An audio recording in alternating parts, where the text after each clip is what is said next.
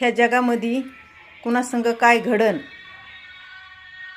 सांगा येत नाही बरं का, अंदाजा लावा येत नाही. जसं की देव देव करीत येतं लोक, धार्मिक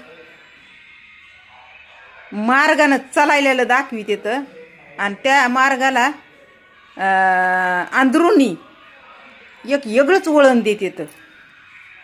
नका तसं करू हो, धर्माच्या नावाने. कळलं का? म्हणजे कुणाला काय वाटायचं ती वाटू द्या, पण जे धर्माच्या नावाने जगासमोर येतंय ना, त्याच्या बुडाखाली अंधार लय असतंय. हां, आणि जे ओपन माइंडेड वागत आहे ना,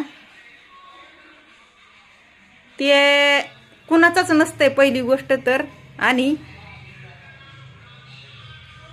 कुणाकडून ते स्वतःचं ब्रेन वॉश बी करून घेत नाही आणि कोणाच्या जवळ बी जात नाही.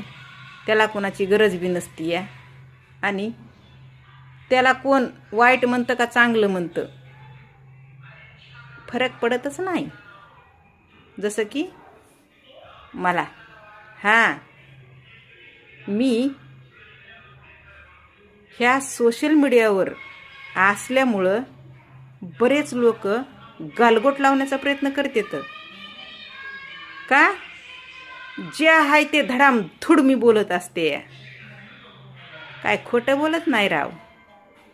जगामध्ये जे असतंय त्याच्यावरच मी बोलते. पण ते लय न्याय वेगळा आहे आपल्या ह्या धर्मावर, धर्माच्या मार्गाने चालण्यामुळं सगळे घोटाळे आहेत त्याच्यामध्ये. एक एक एक एक करून असे समोर येत येतात. लय घोटाळे आहेत असे. ज्याचा घडा भरलाय त्याचे बाहेर येते, बाकी काय नाही, एवढंच आहे. नाही तर घोटाळे लय आहेत. हां, हवाल दिखवता ना, एवढे घोटाळे आहेत. त्याच्यानं आपण आपला विचार करून आयुष्य जगा सगळेजण बरं का. हां, घोटाळे करू नका आणि ना कारण आमच्यासारख्याला गालगोट लावू नका. हां, माहिती असल्याशिवाय काही आमच्याबद्दल कळा. उगाच आपलं